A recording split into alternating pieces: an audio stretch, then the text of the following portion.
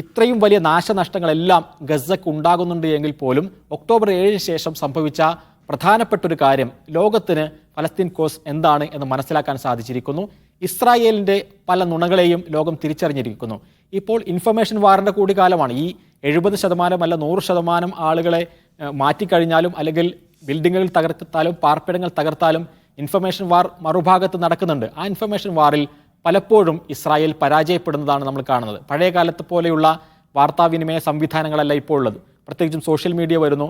ഇപ്പോൾ മെറ്റയെയും അതേപോലെ തന്നെ ട്വിറ്ററിനെയും എല്ലാം ഇസ്രായേൽ കയ്യിലൊതുക്കാൻ വേണ്ടി ശ്രമിക്കുകയും ഭീഷണിപ്പെടുത്തിയും പ്രലോഭിച്ചും എല്ലാം ഒപ്പം നിർത്താനൊക്കെ ശ്രമിക്കുമ്പോഴും പലപ്പോഴും ടിക്ടോക്ക് പോലെയുള്ള നവമാധ്യമങ്ങൾ ആളുകൾക്കിടയിൽ നിയന്ത്രണങ്ങളില്ലാതെ പോകുന്നു. ആ കാര്യങ്ങൾ ഞാൻ നേരത്തെ സൂചിപ്പിച്ചു. മെറ്റ പോലെയുള്ള കാര്യങ്ങളിലാണ് കമൻറ്റുകളായി ഇസ്രായേൽ വിരുദ്ധമായുള്ള കാര്യങ്ങൾ വരുന്നത്. അതിനോട് പുറമെ നവമാധ്യമങ്ങൾ കൂടുതലായും ആശ്രയിക്കുന്ന ആളുകൾ, പ്രത്യേകിച്ചും 35 വയസ്സിന് താഴെയൊക്കെയുള്ള ആളുകൾ പൂർണ്ണമായും ഇസ്രായേലി വിരുദ്ധമായി മാറുന്നു എന്നുള്ള റിപ്പോർട്ടുകൾ വരികയാണ്. അപ്പോൾ അതുകൊണ്ട് തന്നെ കുറേ ആളുകൾക്ക് ഈ യുദ്ധത്തിൽ രക്തസാക്ഷിത്വം വഹിക്കാൻ അല്ലെങ്കിൽ അത് രക്തസാക്ഷിത്വം കൊടുക്കേണ്ടി വന്നിട്ടുണ്ട് എങ്കിൽ പോലും ഇസ്രായേൽ പറയുന്ന നുണയാണ് എന്ന് ലോകത്തെ വലിയൊരു വിഭാഗത്തെ കൊണ്ട് സമ്മതിപ്പിക്കുവാൻ അല്ലെങ്കിൽ മനസ്സിലാക്കിപ്പിക്കുവാൻ ഈ പുതിയൊരു യുദ്ധത്തിന് കാരണമാകുന്നുണ്ട്.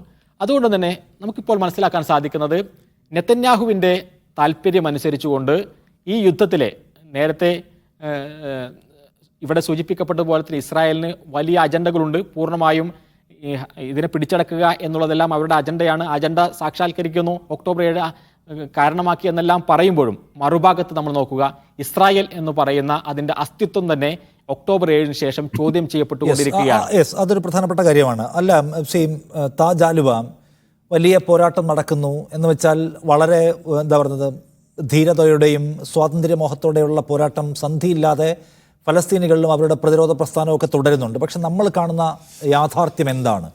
70% പാർപ്പിട സമുച്ചയങ്ങൾ തകർക്കപ്പെട്ട, മടങ്ങിപ്പോകാൻ ഒരു ഇടവുമില്ലാത്ത, വലിയ തോതിൽ അഭയാർത്ഥികളാക്കപ്പെട്ട ഒരു സമൂഹമായി ഗസക്കാർ മാറുകയാണ്. നേരത്തെ സുഹൈൽ പറഞ്ഞു 100% പാർപ്പിട സമുച്ചയങ്ങളും തകർക്കുക എന്ന പ്രോജക്റ്റ് വർക്ക് ചെയ്തുകൊണ്ടിരിക്കുന്നു. അവരെ തടയാൻ ആരുമില്ല. അമേരിക്ക പരമാവധി ആഴത്തിലുള്ള ആക്രമണം നടത്താനുള്ള പിന്തുണ കൊടുക്കുകയും ചെയ്യുകയാണ്. 60 ദിവസമായിട്ടും ഈ ഫലസ്തീൻ കോൺഫ്ലിക്റ്റിനകത്ത് ഒരു ഹെൽത്തി സ്റ്റെപ്പ് നെക്സ്റ്റ് എടുക്കാൻ ലോകത്തിന് കഴിഞ്ഞിട്ടില്ല. അതിനെ കുറച്ചുകൂടി ആരോഗ്യകരമായ ഒരു ചർച്ചാവേദിയിലേക്ക് കൊണ്ടുവരാൻ കഴിഞ്ഞിട്ടില്ല. അതിനെക്കുറിച്ച് അതിൻ്റെ ഒരു അടുത്ത ഘട്ട ചർച്ചയിലേക്ക് അതിനെ ഡെവലപ്പ് ചെയ്യാൻ കഴിഞ്ഞിട്ടില്ല. ആക്രമണം തുടങ്ങിയത് മുതൽ ഈ 60 ദിവസം കഴിയുമ്പോഴും അതേ ഇൻറ്റൻസിറ്റിയിലുള്ള ആക്രമണം തുടരുന്നു. ആളുകൾ അഭയാർത്ഥികളാവുന്നു, പോകാൻ ഇടമില്ലാതാവുന്നു, ആരും അവരെ സ്വീകരിക്കാൻ അവർക്ക് വേണ്ടി സംസാരിക്കാൻ ഇല്ലാത്ത നില വരികയാണ്. സോ കഴിഞ്ഞ 75 വർഷത്തിനിടയിലെ ഏറ്റവും ഭീതിതമായ ഒരു നിലയാണോ ഇത്?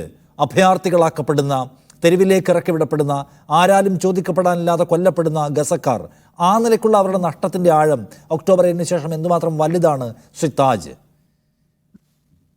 നിഷാദ്, ആ പറഞ്ഞത് വളരെ കൃത്യമായ ഒരു വിലയിരുത്തലാണ്. അതായത് 1948 ശേഷം നക്ബ, രണ്ടാം നക്ബ തന്നെയാണ് ഇത് എന്ന് പറഞ്ഞാൽ പരിപൂർണമായും ഡിസ്പ്ലേസ് ചെയ്യപ്പെടുന്ന അഭയാർത്ഥികളാകുന്ന ഒരു ജനതയായിട്ട് ഗസയിലെ ജനത മാറിക്കഴിഞ്ഞു. അത് പതുക്കെ പതുക്കെ മാറിക്കൊണ്ടിരിക്കുന്നു.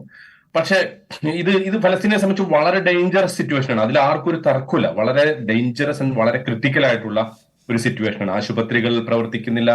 ഉള്ള ആശുപത്രികളിൽ തന്നെ ഇഞ്ചിഞ്ചായി ആളുകളെ കൊല്ലുന്നു.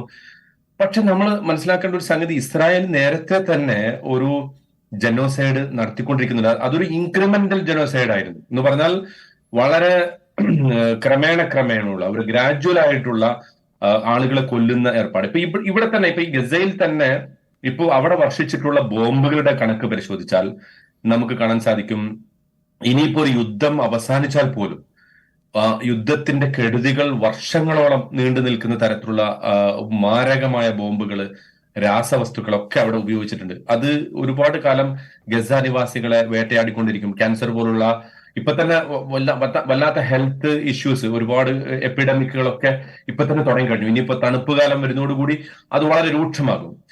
അങ്ങനെയൊക്കെ ആയിരിക്കെ തന്നെ നമ്മൾ പിന്നെ ഈ വിഷയത്തെ അല്ലെങ്കിൽ ഈ ഒരു സംഭവത്തെ ചരിത്രത്തിന്റെ ഒരു ഭാഗമാക്കി മനസ്സിലാക്കിയാൽ നമുക്ക് കാണാൻ സാധിക്കുന്ന ഒരു സംഗതി, ഇപ്പോ ഇസ്രായേൽ പിന്തുടരുന്നതിനെ കുറിച്ച് നമ്മൾ എപ്പോഴും പറയാറുള്ള ഒരു സംഗതിയാണ് ഒരു അപ്പാർത്തൈഡ് നയമാണ്. ഒരു തികഞ്ഞ ഒരു വംശവെറി, അത് മാത്രമാണ് ഇസ്രായേലിനെ നയിക്കുന്നത്. പക്ഷെ ഈ വംശവെറിക്കെതിരെ നേരത്തെ സുഹൈൽ അത് സൂചിപ്പിച്ചു, ലോകത്ത് അതിശക്തമായ ഒരു മൂവ്മെന്റ് ഉണ്ടായി വരുന്നു. അതായത് നേരത്തെ തന്നെ ഒരു മൂവ്മെന്റ് തുടങ്ങിയിട്ടുണ്ട്, BDS എന്ന് പറയുന്നത്, ബോയ്ക്കോട്ട് ഡിസ്ഇൻവെസ്റ്റ്മെന്റ്, അതുപോലെ തന്നെ സാങ്ഷൻസ്, പിന്നെ അവരെ ബഹിഷ്കരിക്കുക, അതുപോലെ തന്നെ അവിടുന്ന് പിന്നെ നിക്ഷേപങ്ങൾ പിൻവലിക്കുക, അതുപോലെ മറ്റു ഉപരോധങ്ങൾ അവരെ ഏർപ്പെടുത്തുക. ഈ മൂവ്മെന്റ് ഇനി അങ്ങോട്ട് വളരെ ശക്തി പ്രാപിക്കുന്ന ഒരു ഘട്ടത്തിലേക്ക് എത്താൻ പോകുന്നു.